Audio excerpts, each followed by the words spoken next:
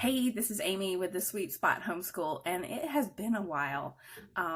We've just been going through our year, getting busy, just getting through school, but we settled on our curriculum for next year. We always purchase our stuff for next year, right? When we get our tax refund, it's just easier to budget and go ahead and get our stuff then. So I have been researching and looking and thinking about what we'll do for next year. And I found something I'm really excited about. We are kind of changing directions in some ways, and I can't wait to tell you about it. My kids will be ninth grade and sixth grade next year. My son will be ninth, my daughter will be in sixth grade, and we've used The Good and the Beautiful for history this year, and we have really liked it. It's been really great. And then as we have gone through the year, I've really gotten more interested in the Charlotte Mason kind of philosophy and methods of education. And so kind of was thinking about how to move more into that for next year. And I stumbled upon, I don't even know how, but a curriculum, and some of you have probably heard of it. And unbeknownst to me, the creator of the curriculum actually lives like really close to me. I had no idea, but the name of it is A Gentle Feast. I'll show you. This is my teacher's manual, and it is a Charlotte Mason based curriculum, and I'm going to tell you all about it. So I hope you're ready to hear about it. If you like Charlotte Mason methods of homeschooling, I think that I think it's personally for me the best. I've looked at a lot of different ones, and I won't go through and say anything about the ones that I've looked at and didn't choose, but for me this was hands down like above and beyond what I could even imagine it would be. So if you've ever done My Father's World, then some of this will probably seem a little bit like, oh, a little familiar. Lots of living books, and even her grids, the way they're laid out, a little bit, there's some similarities, but man, it's amazing. Her book choices, what all is included in the curriculum. It's so good and really easy to make it your own, leave things out that you don't want to do. So if you're a person that like wants kind of a guide, but then you want freedom to change it up, Gentle Feast, man, you can't go wrong. So I hope you enjoyed this video. I'm going to try to probably break it into parts. So for this first kind of video, I'm just going to do an overview of what it includes, and probably just go through the history portion and maybe the morning time if I can get through it. So there'll probably be a series, I'm guessing, of these to get through everything that it covers. It is fantastic. So here we go. Okay, so for the history portion of A Gentle Feast, she calls them 4 different cycles. This is cycle 1. And I'll tell you what all the different cycles are. So this would be for the first year, whatever grade your kid's in, cycle 1. And you could switch to a different cycle depending on, where your kid was, but she recommends to start with cycle 1. And that is Columbus, Conquest, and Colonies. So your kid's going to get American history from 1000 to 1680 AD, exploration, the American colonies, Native Americans. In grades 4 through 12, we'll also have British and world history, late Middle Ages, Renaissance, Reformation, colonization, and then grades 5 through 12, ancient world history, early civilizations. So all of that is cycle 1. And I don't have any of the other cycles, but I'll tell you their titles. Cycle 2 is Wars, Whigs, and Washington. Cycle 3 is Reforms, Revolution, and Reconstruction. And cycle 4 is Marvels, Machines, and Modern Times. So those are the 4 cycles of history, okay? So 1 each year for history. And then also she splits the history, like your kids are split, and this is sort of a Charlotte Mason thing, into different forms by their age/grade level. So form 1, so there's form 1 and 2 and 3 and 4, and that just goes by the age that your child is. So if you have a child in grades 1 through 3, they would be approximately form 1. If you have a child in grades 4 through 6, form 2. A child in grades 7 through 9, they would be form 3.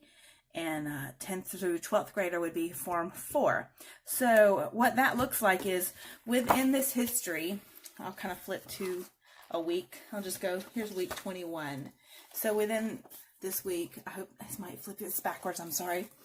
Form 1, and she tells you they're going to read these things day 1. Form 1 child who's in grade 1 through 3 will read Pocahontas on day 1, page 1 through 17. Day 2, they'll read 18 through 25. So that would be kind of the history for a grade 1 through 3. Form 2, same week, would be doing this. American History, day 1, read in elementary history, chapter 3. Day 2, write a narration and draw a picture of chapter 3. And then they'd be doing British history, read this book. Ancient history, read the story of the ancient world. Form 3 child, which would be grade 7 through 9, would be doing this, world history, Columbus and Sons, day 1. And she just gives you what they're supposed to read. And then, so that's how it works. So different assignments for different forms. Does that make sense? And they're also reading different books for history. So that's how it works. So if you had, like my daughter will be in 6th grade next year. So if we stuck around and cycled through all 4 cycles of history and she came back to cycle 1, what would it be? 9th grade?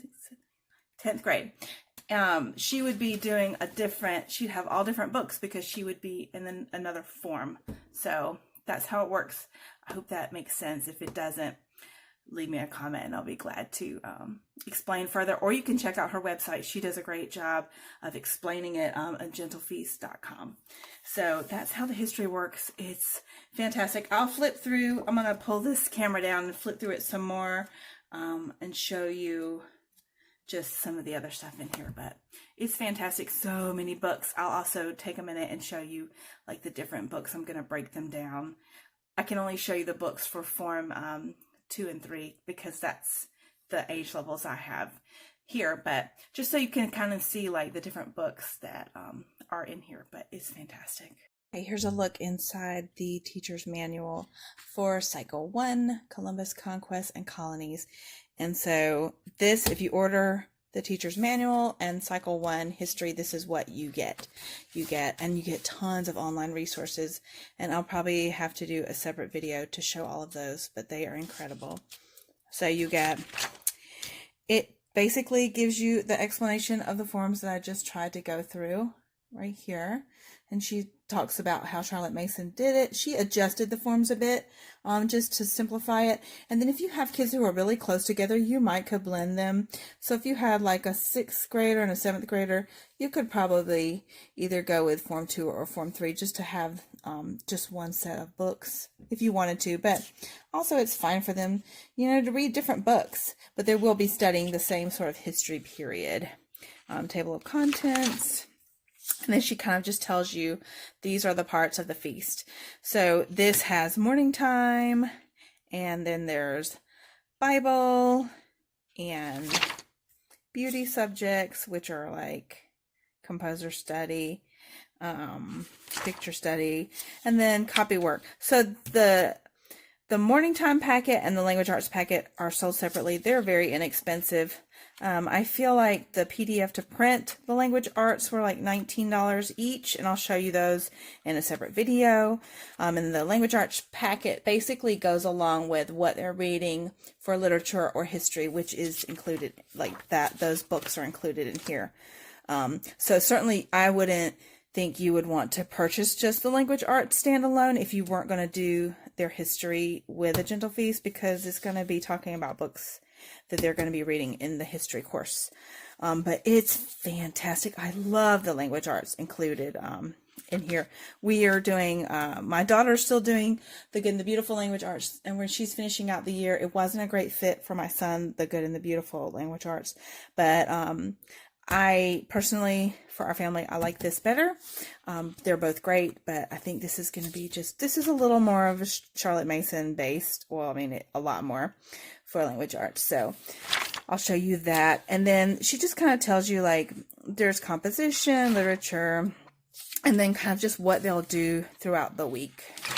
And then this is the history. She tells you all the different, like what different forms will do for history. They'll do narrations. It's kind of Charlotte Methven's preferred method. You know, they read and then they give you a narration. So you're not having to read it with them, especially as they're older, but they're going to give you that narrative summary about what they read. But she definitely, there's geography included. She gives you plans for natural history and science. And again, like you have, your books are sold separately. Like you're going to have to find them. I got most of my like living books from A Books or Thrift Books and a couple off of Amazon. She also has a great book list. Many of them are classics, so you can get a lot of them for free if you don't mind doing, you know, the computer. You can do LibriVox for free, or the public domain has a lot of the books she recommends for free. But if you've done My Father's World, you'll be familiar with, you know, purchasing all those little books. Also, you could use the library. It was just easy for us to purchase the books. They really, for what we've paid for curriculum in the past, it really wasn't that big of a deal to buy the books. So, and then there's also tea time, which is basically like poetry tea time. And there's plans for that in here. So let me show you. Look how pretty. Oh, so beautiful. And she gives you a place to track attendance, books needed. And again, part of your online resources, you get the book list that you need by form. And so she just literally gives you term 1. This is what you're going to do for morning time. This is what you'll do for language arts. And then on the next page, it has the feast, which is history, geography, literature, science. And then you also have natural history, citizenship, modern language, Latin, math, singing, drawing, art, and other. And a lot of this stuff, if you don't want to do Latin, just don't do it. Modern language, skip it. So there's a lot of stuff that, you know, you can take it or leave it, but it's all in there for you to, you know, with instructions on what to do. So I really love that. And then also there's a daily tea time. She gives you what to read. If you're going to do a craft that day, you know, there's online resources for handicrafts. And then day 2, you would do a read aloud Shakespeare. So basically it's all planned out for you.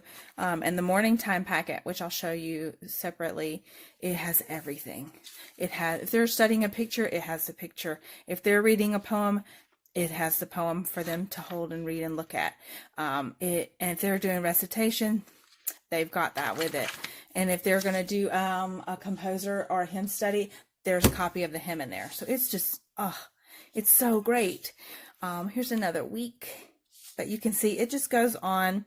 And the history is it explains it very well, what they're supposed to be doing by form. So next year I'll have a Form 2 student and a Form 3 student. So this would be, my daughter would be doing this British history, tells you what book to read, day 1, day 2, day 3. And then they also have a ancient history as well, and then a day to add people, places, and events to the Book of Centuries. That's basically like a timeline book that you write in. So I hope that makes sense. My hand's getting shaky. There we go. And then my Form 3 student would be doing the book, The Story of Europe. And day 1, he'd read chapter 4. Day 2, he'd read chapter 5. And day 3, chapter 6. And then for his ancient history, it has that over here. So that's kind of how it works. And I think it's fantastic. I hope you like it. I'll hop back on here and tell you any other thoughts I have about it. So I'm going to make another video where I show our books and the language arts packet, the morning time packet. And so that will be on there. Hopefully I'll get it up in the next week or so. But I wanted to quickly say that if you have a high schooler, and they do all 4 years of this Gentle Feast, you're going to be able to have credits for English 1, 2, 3, 4. And then she has plans for science, biology, chemistry, physics, advanced human anatomy and physiology. And then for social studies, your child would have World Geography 1, U.S. History 1, British History 1, Government half a credit, Economics half a credit, Fine Arts 1 and 2, Spanish or French 1 and 2. So that's a lot.